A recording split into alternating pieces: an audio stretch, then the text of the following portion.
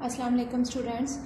Yeah, in our previous lecture we studied about the biological method and we discussed all the steps of biological method in detail. There were 7 steps of biological method, and the first, now we will take an example of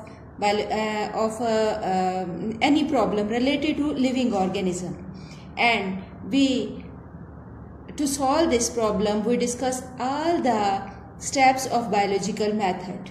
And the first problem we took to study the biological method is study of malaria. So our problem is study of malaria, that is, as we took it as biological problem. What is our problem? Our problem is, what is the cause and transmission of malaria? How malaria spread in living organisms in human beings? Our problem is how malaria transmit in living organism. What is the cause of transmission of malaria, or how it spread? What is the cause to spread malaria in humans? So this is our problem. Now, that is our first step has completed. Next step is related to observations. What observations will be collected to solve our problems? Observations related to biological problem about the cause and transmission of malaria was, first scientists thought, they observed that it is fever, that malaria is a fever. It is a disease of chill and fever. What it is? It is a disease of chill. And they also thought that this disease is also related to bad air. So their observation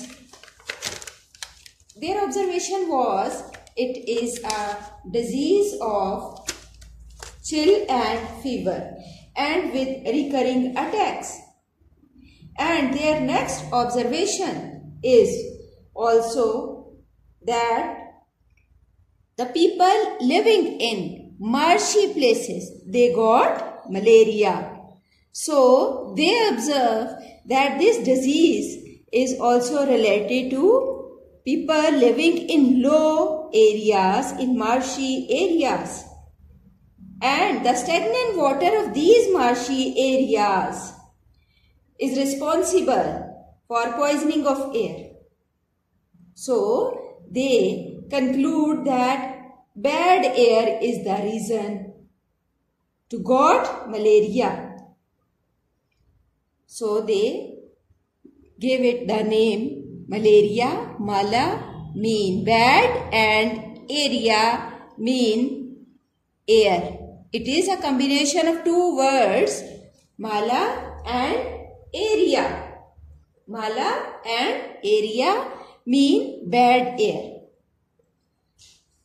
So that was observed. This disease is caused by polluted air, poisoned air or bad air of marshy places. In 17th century, when America was discovered, some merchants, they took quina, a bark of a tree, as a medicine. That was took a bark of tree and took to Europe as a medicine of fever.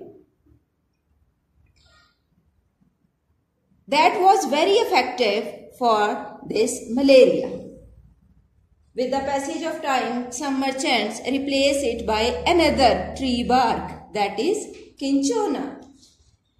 And that was also proved to be very beneficial for the patients of malaria, and that Cinchona bark also contain a chemical that is called quinine. Cinchona bark contain a chemical called quinine that is also effective against malaria. And some other observations are also present there. Leveron was a scientist, a physician, army. He in 1878 studied malarial patient's blood, and when he examined under microscope, he found some tiny creatures in the blood of malarial patient. But some scientists did not accept his study. Some other scientists 2 years later, they also studied these tiny creatures, and with the passage of time, after 3 years later, that tiny creatures was also studied by some other scientist. So, that tiny creatures were named Plasmodium, were thought to be responsible for the malaria, and that was an important observation of Leveron, and Leveron became very famous for his observation. And some other observations with the passage of time concluded that malaria is related to marshy areas, or we can say malaria has some relation to marshy places. Quinone is an effective drug against malaria.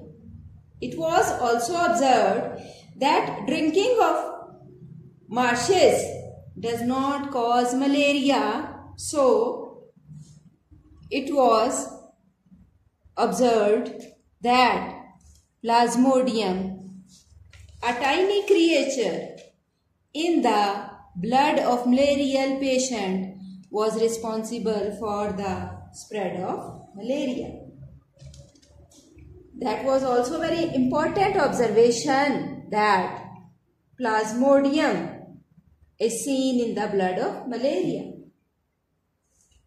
And on the basis of these 4 important observations, malaria has relation to marshy areas. Quinone is an effective drug against malaria. Drinking of marshy places did not cause malaria, and Plasmodium in the blood of malarial patients. These were the observations on the base of which some hypothesis was constructed. And in our next lecture, we will discuss about the hypothesis and deductions on the base of these observations. Try to understand these observations and these about the biological problem, and we will continue this biological method in our next lecture.